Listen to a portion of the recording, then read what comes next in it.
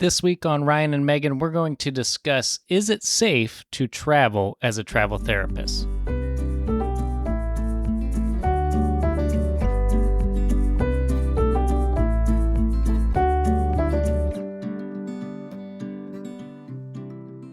Welcome into episode number 17. We are Ryan and Megan. We are two traveling physical therapists.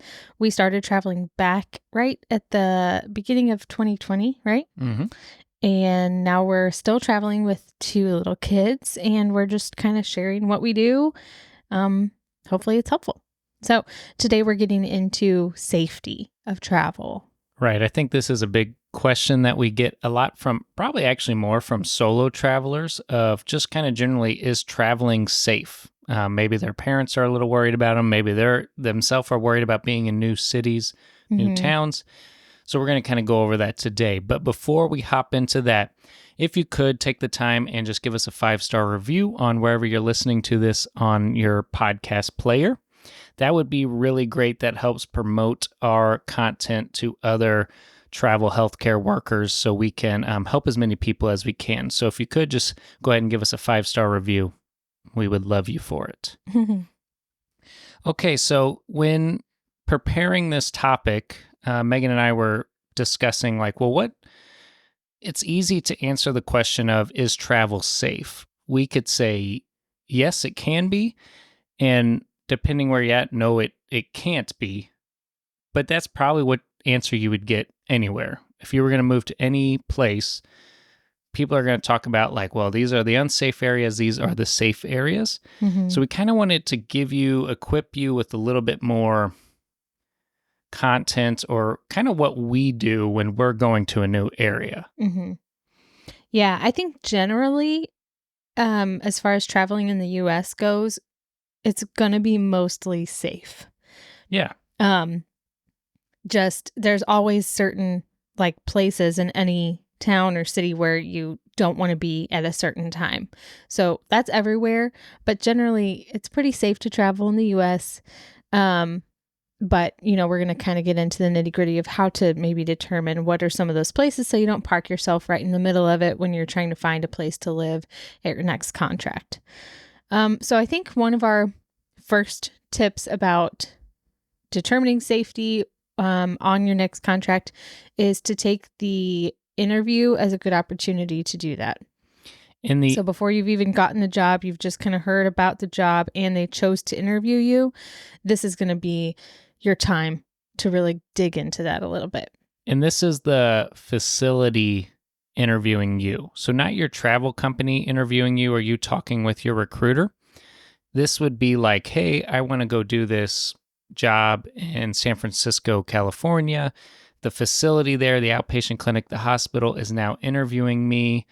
And on that interview, that is a wonderful time to ask, hey, if you guys offer me this job, if I do come to San Francisco and or wherever you're going, and I choose to live there, where would be a good place for me to live?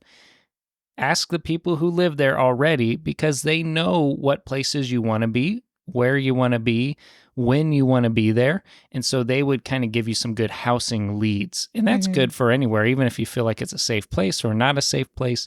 Always ask for housing leads from that interviewer. Yeah. No, it's a really good opportunity. And sometimes these facilities have had travelers before. And so they're already kind of familiar with where the travelers have stayed. So either the facility might have a place that they use for travelers, or they just know, oh, this traveler stayed here and had a great experience. You can check that out. So they're a really invaluable resource. I would say that's actually a majority of the places, usually, especially if it's like a big hospital or or home health company. It seems like they've had travelers before, so they're kind of wheeling and dealing us in.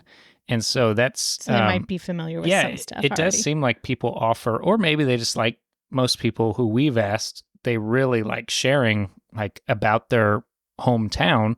And so, hey, if you can get a place over here by this park, they have an awesome park, they do these fun events.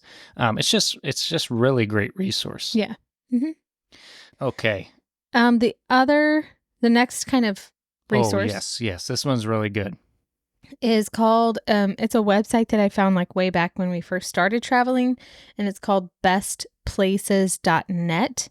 And it's basically just a website where you can search any city in the US. Some cities have more information on them than others, and there might be a better resource out there that's similar to bestplaces.net, but I always go back to this one. And basically, you look up the town that you're going to go to, and you can see lots of different statistics on it, even beyond like safety and crime. But usually, the ones that I look at are their crime rates, and they'll tell you like their violent crime rate versus their nonviolent crime rate. And then they'll also compare those rates to the national average. So you can kind of see, if it's above average in that area, then you might want to avoid it. And then they also have like an interactive map that is color coded for crime. So you can see like the red areas where you would like to stay out of.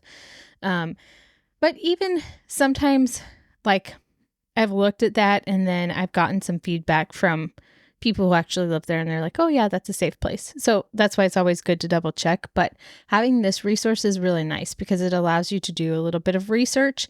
And the time to do this is after you've interviewed with the facility that you're going to go to and before you sign the contract. Yes, you'd want to do this before you sign that contract, and it really is a great resource. It's one we suggest to many people who are looking in a new area that you're unfamiliar with. And so I pulled it up on my phone real quick, but like they go over different stuff like cost of living in the area. So that might just be something you want to kind of think about if maybe you're looking at that place and another place and you kind of want a lower cost of living. Mm-hmm. So it'll show you the cost of living compared to like the national average. The other thing they have on here, of course, is the crime rates, which Megan went over, and they have a really great kind of crime score. Sometimes you say like, okay, they have moderate crime. Well, what does that mean? It gives you kind of a score of what that looks like compared to other places in the United States. Same thing with like their cost of living. Like it says, well, it's 10% lower cost of living compared to the national average or compared to the surrounding states. They also have climate. That's always a good one. Kind of what is the climate? What does the weather look like? Because maybe you're trying to travel light. If you've watched our How to Pack video, then you know traveling light is the best. And so you might be trying to figure out, what do I bring? Do I need to bring more winter stuff? Do I need to bring more summer stuff? What does our climate look like? That interactive map that you spoke about is on there. The jobs in the area. So you can also look and see like what other kind of jobs and professional people are there. School districts, education, the economy. Sometimes that's kind of nice to see kind of different areas. What's their economical status? Health stuff there, religious populations from the census. So it really does break down a bunch of stuff. Housing stats, I can tell you like the mean like the average house for a household in a certain area in that town. So it's just a really great resource to kind of take a look at. It doesn't have to be it doesn't have to be the final, I would say, decision maker though. Yeah. But it's just more information for you to look at. And sometimes when you have more information, you feel a little more prepared. You feel a little safer. Mm-hmm. Yeah. And then also on that website, there's an option to leave reviews. So sometimes people have left a review about living there and they really love it, or they moved there, and they could be dated. You have to check the date, but that's also kind of a good little insight too. Except for usually when people are angry, that's when they would leave a review. Yeah. So yeah, reviews are good and bad, but we always say look at the reviews. And that kind of goes into how we would go next. So we always ask on the interview what the interviewers would suggest. We go to bestplaces.net to check out crime statistics and stuff like that. And then at that point, if we're kind of thinking, okay, well, this seems like a good place, well, let me check for housing. We've done tons of different types of housing. If you followed the podcast or our vlog, then you know that we've lived in multiple different things. We've lived in RVs, we've rented homes, we've rented apartments. And so when we look at the housing, there's a few places we like to go. If you go to Furnish Finder, this seems to be designed for travel healthcare workers, or at least traveling business people, traveling healthcare workers. So the people who list their properties on Furnish Finder kind of have had travel nurses or travel therapists already, and they set it up that way. So, it's going to be like monthly rentals. You pay each month. You just kind of give them a heads up of, okay, it's looking like I'm going to be here for 3 months, but my contract could get canceled. And I think that's what makes it really nice. And then, of course, the apartment or wherever you're renting is fully furnished, which is what you want. Mm-hmm. So we typically go on there. Of course, they have reviews, so you can kind of see what's in the area, what's the cost going to be for different units. Another place that we've went is Airbnb. Now, this one isn't really necessarily designed for travel healthcare workers, so you're going to have to kind of weed out some stuff. There's some that are just like, no, I want to be able to rent out night by night. Those are going to cost a lot of money. Some will have like a minimum 30-night stay. Maybe they're a little bit more designed for healthcare workers. So you got to kind of work around that. But of course, Airbnb also has reviews. That one's a little tricky, kind of on a side note, because usually Airbnb has you pay in chunks, but you've reserved the whole stay. So say you've been signed on for 3 months, they will partition out your payments over a certain amount of time. I don't really know how they calculate it, but if your stay were to get cut short, I think it would be a little bit more cumbersome to change than communicating with somebody in Furnish Finder. And a lot of times when people list their place, they're on Airbnb, but a lot of times they're also on Furnish Finder. And so we have found places on Airbnb that didn't pop up on Furnish Finder, or maybe they didn't know about Furnish Finder, and we have directly contacted them and said, hey, would you be willing to rent us? Here's who we are. We're 2 traveling physical therapists. We need to be there for this 3 months, possibly 6 months if we extend.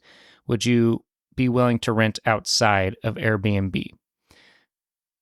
Now, why we do this is, one, because Airbnb has a lot of fees that they charge, and it's always way more than you think on that initial amount.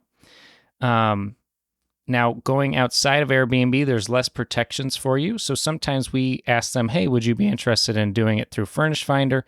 Because there's less fees. They're going to, if they like this style of rental, then they will get booked out a lot more. So we have done that for one of our houses that we rented. And anything on that? Any other housing stuff? Those are our main go-tos. I think your main point was just when you're looking at housing, check the reviews to see kind of what people have said about it. And then when we stayed in our RV, it's very similar, but you're going to be basically going to Google and looking in RV parks. You can't stay in campgrounds most often, or what most people think of campgrounds. So like your state park campgrounds. You could stay in a private campground. Most of the state park campgrounds or public campgrounds are going to have like a 14-day limit, and you don't want to be hopping from campground to campground. So it'd have to be probably private or something that's probably named an RV park to where they have monthly stays. So that's something to look at. And then it's going to be a little bit more up to you on getting the right area of where you're staying. And check the reviews, check the pictures. If the RV park has a website, some do, some don't. Those are things to look at. Probably the most campgroundy place we've ever stayed was that KOA in Arizona. Right. It was like a true campground. There were a lot of extended stay people there, but there was also a lot of turnover. Plus they had cabins and they had a pool. And that was really fun. And even that campground limited us to 6 months, and we were there in the off season. So they don't do that in the popular season. So you got to look through some of that stuff when you're finding an RV park. Probably the worst place we ever stayed was right before that RV park. Oh, yeah. We were in Bullhead City in Arizona at an RV park, and it was literally just concrete everywhere and 10 feet on either side of you. Yeah, they really had us packed in. It looked like people basically lived there. And we've been in RV parks where that's probably their primary residence, but it hasn't been bad. This was pretty ran down. We should have done. It was just really, really busy. I don't know if it was. We should have done a little bit more research, but that one was kind of hard. That was the only one in the area. Mm-hmm.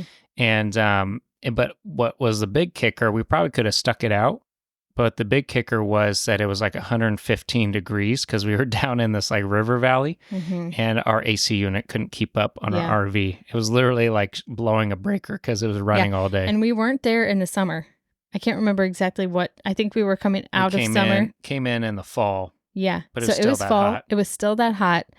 And we didn't know anything about the terrain. So I guess it was a blessing that there is higher elevation that wasn't too far away. We ended up, Big Betty had to take like a couple breaks on the climb up to the new campground, but we made it and the weather was better, like by 20, 25 degrees. But that's Anyway. a good example of if you're an RVer, or I guess even if you're looking at housing, like renting a shared apartment or anything, if you get somewhere and you're like, this is giving me a bad vibes, this isn't a good place, good part of town, you feel unsafe, don't hesitate to, okay, I'm looking for something else. We've done that on 2 different occasions.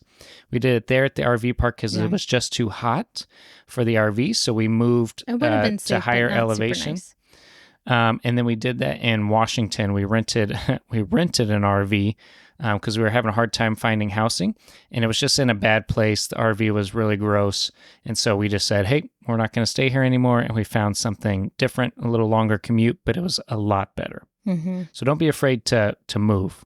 Mm-hmm. And on that, I guess our suggestion would be, don't pay 3 months up front unless you're really sure on the place. And they're going to give you like a steep discount. I know some people do that to try to really save on housing. It's just not worth it to us. We want to get there and see, is that RV park good? Is that apartment okay? Before we make a big commitment. Can't believe that RV.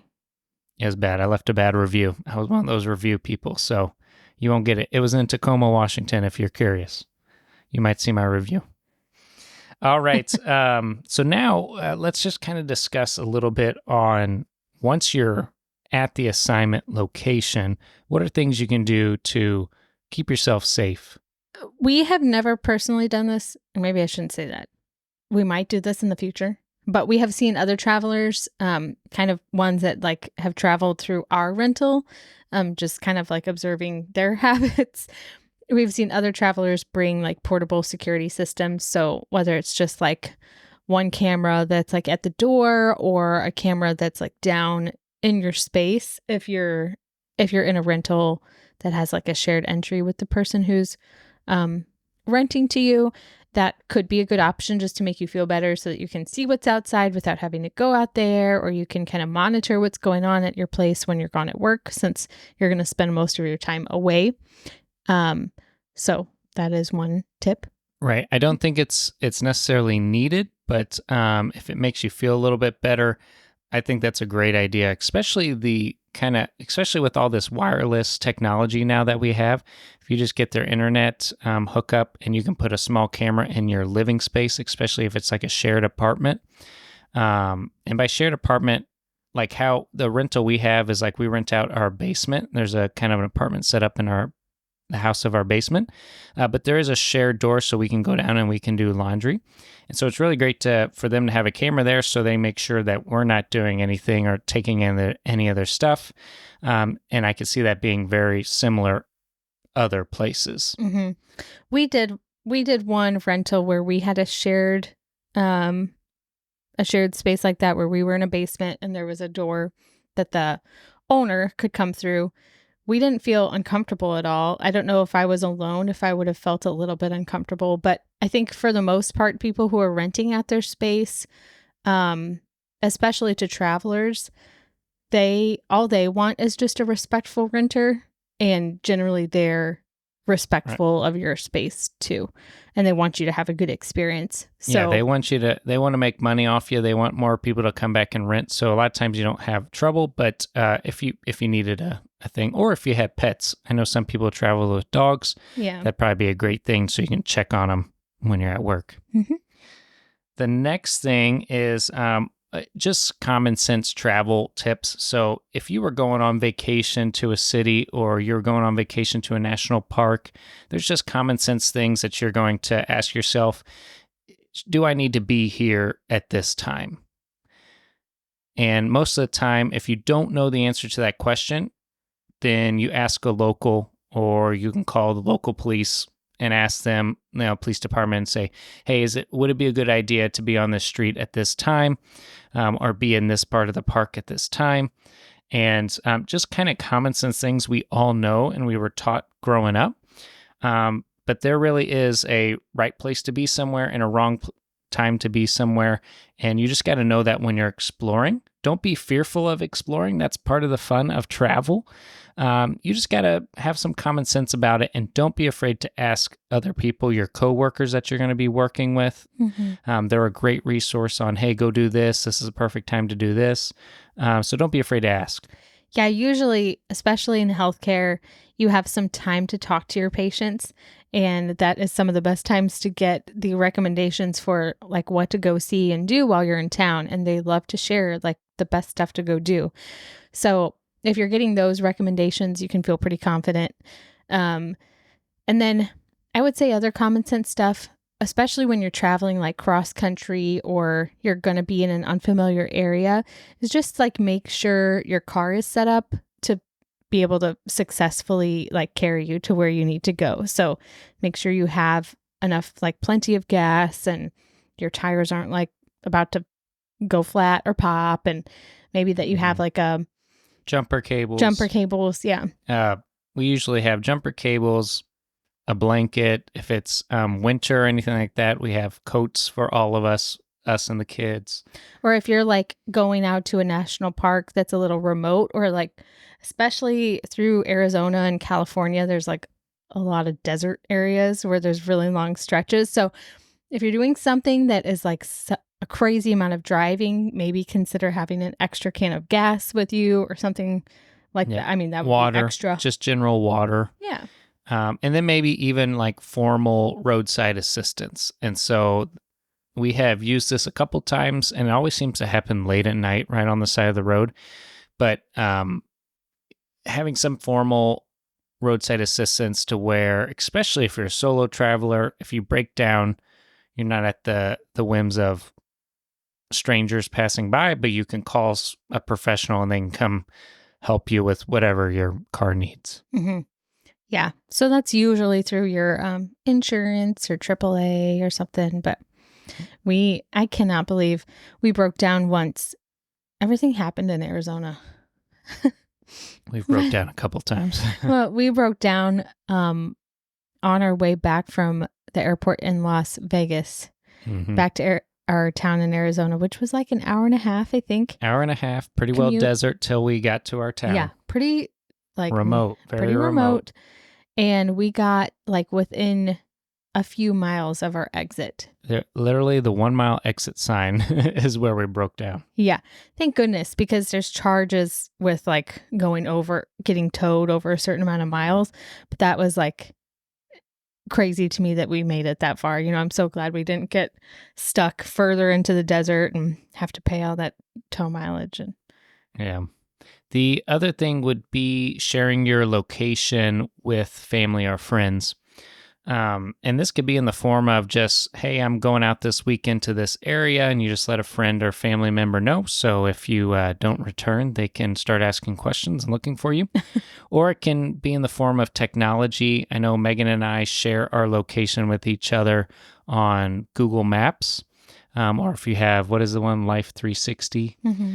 So maybe sharing your location, your actual GPS location of your phone with a family member, just so they can kind of know your whereabouts, is always smart, I think. Yeah. And then I think our last one is just to be mindful of how much information you're giving out to people, depending on the situation. So, generally don't tell people where you're staying. And then if you're traveling alone and somebody's making conversation with you about like what you're doing in town and what's going on, maybe just don't mention the alone part. Just say you're traveling with somebody. Right. There's certain contexts where you can probably let them know, and there's other contexts you should probably just keep the information to a minimum for your safety. Yeah. So that's just some general tips, I think. All right. Well, hopefully this helps give you some, what do you want to call it? Tools or lets you look into what we do and what makes us feel safe. But in general, I say travel is very safe. Traveling in the U.S. is very safe. It's also very helpful that you're there for a long period of time. So that first period, you can kind of figure out where's the right places in the town there, and then you can enjoy it. Yeah, I was going to say it's really not something that we spend a lot of mental energy or like anxiety on as far as considering our safety. It usually we consider these few things and it goes pretty well. Well, if you are thinking about traveling and you need a good travel recruiter to get you started, we are always willing to share the recruiters who we work with personally and trust. A recruiter can really make or break your experience as a traveler. They're going to be the ones finding you the jobs. They're going to be the ones helping you submit for the jobs. And then also while you're on assignment, they are your go-to person to help negotiate and talk through with the facility. And so having a good recruiter is really the top priority, even over having a really great travel company. Find a good recruiter, then learn about their company is what we say. So if you're interested in what recruiters we personally use, just click the link down in the description of the podcast, or if you're watching here on YouTube, that'll take you to a little form on our website that just lets us get a little information about you so we can pair you with one of our recruiters that we feel like you pair best with, and we'll get you connected via email. Okay, what's been good? What's been good is that the Kansas City Chiefs are in the Super Bowl for this weekend. And of course, we're from Missouri. And since the St. Louis Rams left us, we had to pick another team. And so they're the next closest. They're also still in Missouri. So we are cheering on the Chiefs this coming Sunday. The Super Bowl is just fun to get together with people and fun to eat good food and watch some commercials and watch some good football. So excited for that. And then the halftime show is always interesting. Right. And we actually will be in Kansas City for the Super Bowl visiting family. Not that they play there. They're playing in Las Vegas, but you just kind of feel part of the city, you know? Energy there. So it'll be fun. Well, it's been poopy. Sorry to end on a sad note. I know, right? What's been poopy is I got honked at today. And usually it doesn't bother me too much. By a goose? No. I was in my car. I was in my home health car, and I was at a light, and the light turned green, and I didn't take off like a drag racer, and the person behind me honked. But I wasn't slow either. I was like going at a normal reaction rate, but they honked at me, and I was just like, oh, come on. You gotta pick up your speed. Actually, what bothered People me... got places to go. What bothered me most is I was like a slightly angered at first, and then I was like, okay, they must really need to go somewhere. So I did what I usually do. I pulled over to the side, I let them go by me, and then I followed behind them, and literally it was like a mile down. They stopped off at a 7-Eleven. How close did you follow behind them, Ryan? I was not riding their bumper like I do sometimes. They literally stopped off at a 7-Eleven, so I don't know, maybe they're getting a Snickers, but that was kind of poopy, man. Maybe they had a sugar crash. Could have been dire. All right. Maybe they really need to go to the bathroom. Hey, okay, I respect that. I respect that so much, especially working home health. There's just times when you eat something wrong, and you're just like, oh my gosh, where's the nearest public restroom? Which says no one, but yeah, that is literally poopy. Yeah. What's been poopy? I guess I could say I've got a lot of things that are kind of hanging over my head that I have to plan and do and get out to people. And I don't like that feeling. And I also don't have a ton of time in the middle of the day to do that with the girls around. Because if you get the computer out with the toddler, she is doing the work with you and touching the screen and all the buttons and all that stuff. Touching all the buttons. So it doesn't happen during the day unless I get away at nap time, which doesn't normally happen because I'm either napping or I'm helping the other one nap. And then, so I'm ready to get some of that checked off my list so it's not hanging over my head. What's been good? What's been good is just that it feels like spring is coming, and I know I might be hoping a little too early, but in my head, spring is here, and there's not going to be another cold snap. And I'm really enjoying the sound of the birds and getting outside and Reagan getting to play. Mm-hmm. Yep. Sun's been shining. We've had some nice days, so we will enjoy it. Well, that is all we have for you this week. If you could, just go ahead and hit that like button, consider subscribing, share with a friend who maybe is interested in traveling. Also, our podcast, you can find it anywhere where you get podcasts. And until next time, see ya.